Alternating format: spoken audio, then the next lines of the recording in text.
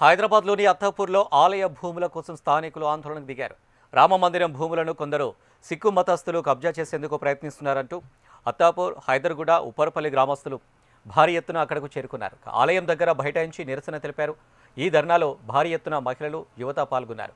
ఆలయ భూములను పరిరక్షించడం ప్రభుత్వ బాధ్యత అని, కబ్జా ప్రయత్నాలను అడ్డుకోవాలంటూ నినాదాలు చేశారు. లేదంటే తమ ఆందోళన మరింత ఉధృతం చేస్తామని హెచ్చరించారు.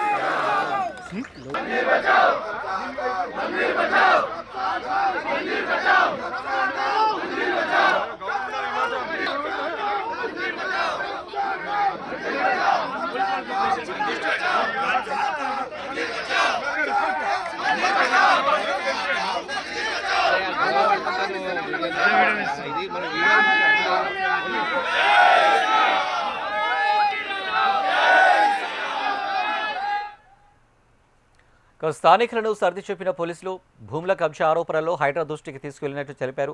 భూములకు సంబంధించిన డాక్యుమెంట్లను కూడా పంపుతామన్నారు. భూముల పరిధిని పరిశీలించి హైడ్రా నిర్ణయం తీసుకుంటుందని, అప్పటి వరకు ఆందోళనకారులు సంయమనం పాటించాలని సూచించారు.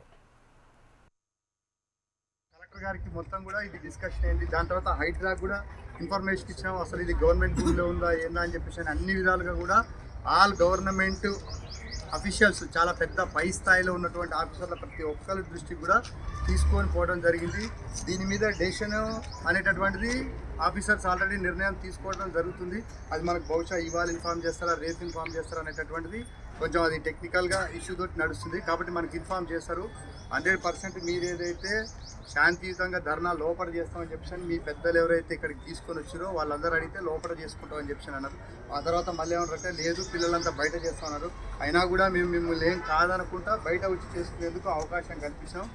కాబట్టి మీ అందరికీ కూడా ఇది మన అంతటా మనం చట్టాన్ని చేతిలోకి తీసుకొని ఎవరు కూడా చట్టాన్ని చేతిలోకి తీసుకొని చేస్తే ఇక్కడ మనకు గతంలో ఏమి ఇన్సిడెంట్ అయినాయి, అది ఇప్పటివరకు ఎట్లా నడుస్తుందో మీ అందరికీ తెలుసు.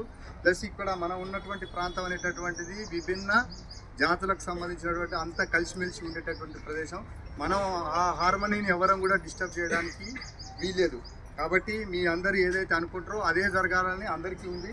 కాబట్టి దానికి కొంచెం టైం పట్టొచ్చు, కానీ ఓపికతోటి మనం అన్నీ సాధించుకోవాలి. కానీ మనం ఇట్లా చట్టాన్ని చేతిలోకి తీసుకొని ఏది కూడా సాధించడం అనేటటువంటిది జరగదు. కాబట్టి మీరు అందరూ శాంతియుతంగా, ఎంత అయితే శాంతియుతంగా వచ్చి ఈ స్థలాన్ని ప్రొటెక్ట్ చేయాలని కోరుకొని ఇక్కడికి శాంతియుతంగా వచ్చారో అంతే శాంతియుతంగా ఈ ధర్నా అయిపోయిన తర్వాత ప్రతి ఒక్కరు కూడా ఇక్కడి నుంచి నిష్క్రమించాలని మనస్ఫూర్తిగా కోరుకుంటాం. అదేవిధంగా దీని తర్వాత దీనికి సంబంధించినటువంటి చర్యలన్నీ కూడా మీకు ప్రతి ఒక్కరికి ఇన్ఫార్మ్ చేస్తూనే ఉన్నాం. ప్రతిదీ కూడా మాకే విషయం తెలిసినా ఇమీడియట్గా ఇక్కడ ఉన్నటువంటి లోకల్ ఎల్డర్స్ ఎవరైతే ఉన్నారో వాళ్ళందరికీ కూడా చెప్తున్నాం. కాబట్టి డెసిషన్